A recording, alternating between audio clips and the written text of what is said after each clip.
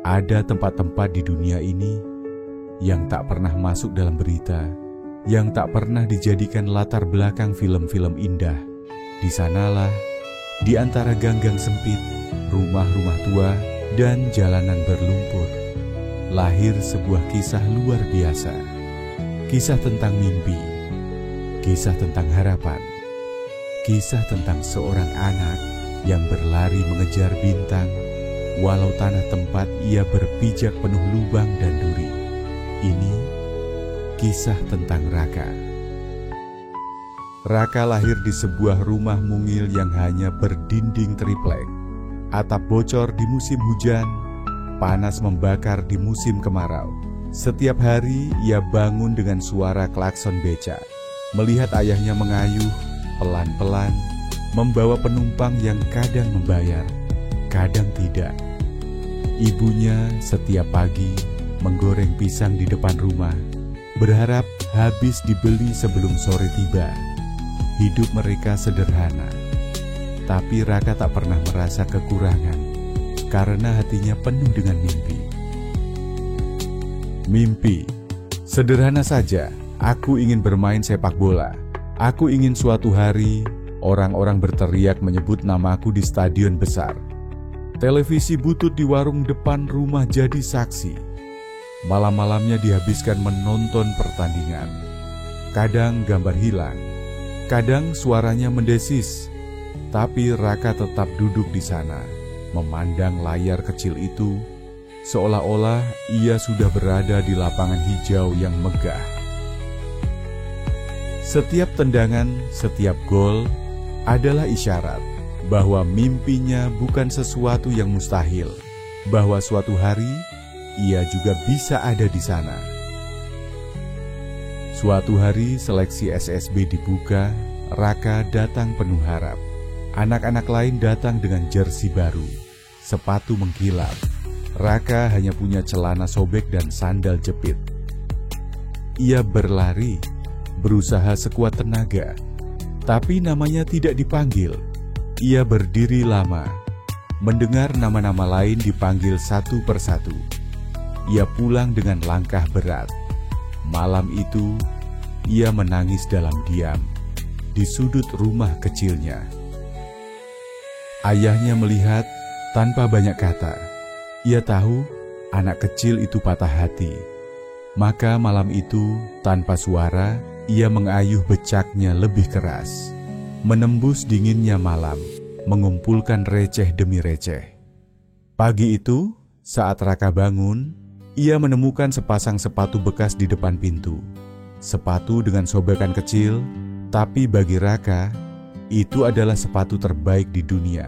Dengan sepatu itu, Raka berlari lebih kencang, menendang lebih keras, jatuh, bangkit, jatuh lagi, bangkit lagi, karena ia tahu yang penting bukan apa yang ada di kaki, tapi apa yang ada di hati.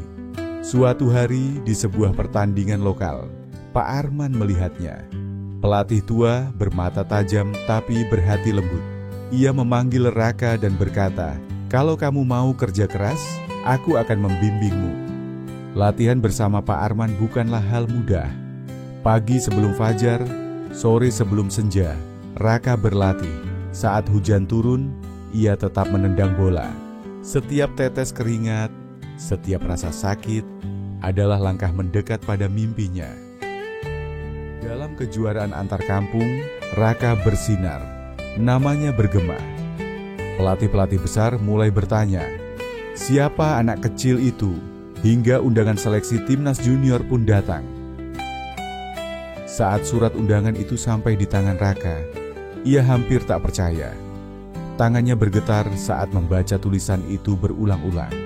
Seleksi tim nasional junior, undangan resmi. Ia memeluk ayahnya, ia memeluk ibunya. Mereka menangis bersama di sudut rumah kecil itu. Mereka tahu ini baru permulaan dari perjalanan panjang. Hari seleksi tiba. Raka datang ke lapangan besar, bertemu ratusan anak lain dari seluruh negeri. Semuanya hebat, semuanya cepat, semuanya kuat. Ada yang lebih tinggi darinya, ada yang lebih berotot, ada yang lebih berpengalaman. Di saat itu, rasa takut mulai menghampiri Raka. Apakah aku cukup baik? Apakah aku cukup layak? Tapi di dalam dirinya, suara kecil itu kembali berbisik. Terus lari Raka, jangan berhenti. Hari pertama seleksi penuh ujian, tes fisik, tes teknik, tes ketahanan. Raka berlari sampai hampir pingsan.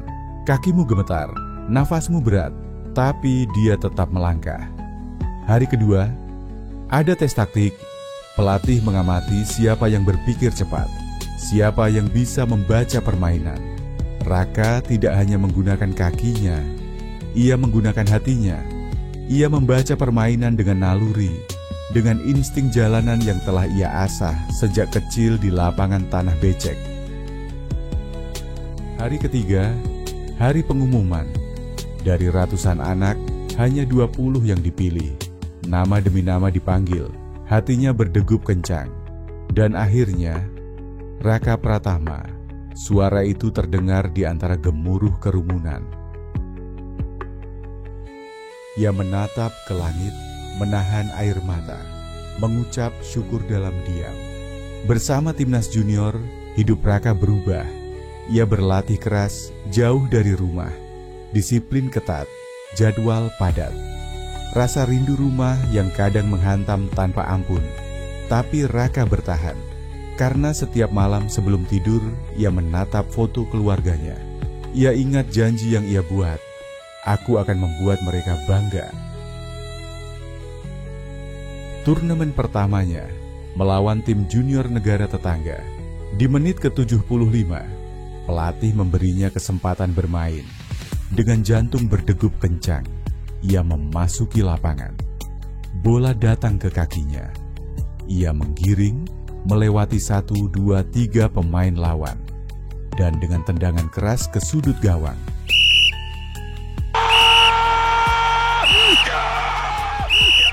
Gol pertamanya untuk negeri. Hari itu, namanya mulai disebut-sebut. Para pengamat mulai memperhatikan bocah kurus dari kampung kecil ini. Tahun-tahun berlalu, Raka naik kelas. Dari timnas U17 ke U19, dari U19 ke U23. Setiap tahap penuh peluh, penuh luka, penuh air mata. Kadang cedera menghambatnya. Kadang rasa lelah hampir menghancurkan semangatnya. Kadang ia merasa ingin menyerah, tapi ia teringat kampungnya. Ia teringat ayah yang mengayuh becak. Ia teringat ibunya yang menggoreng pisang di pagi buta. Ia tahu, ia tidak berjuang hanya untuk dirinya sendiri. Dan akhirnya, pada usia 21 tahun, ia dipanggil ke timnas senior. Bermain di Stadion Megah, di hadapan puluhan ribu penonton, mengenakan jersey merah putih, menyanyikan lagu kebangsaan dengan dada bergetar. Dari gang sempit, dari lapangan becek, dari sepatu bekas, ia terbang tinggi, menjadi bintang untuk negaranya.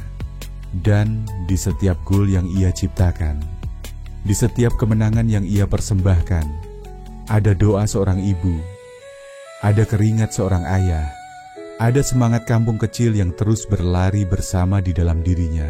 Ini kisah Raka, dan ini juga bisa jadi kisah siapa saja yang berani bermimpi, yang berani berlari.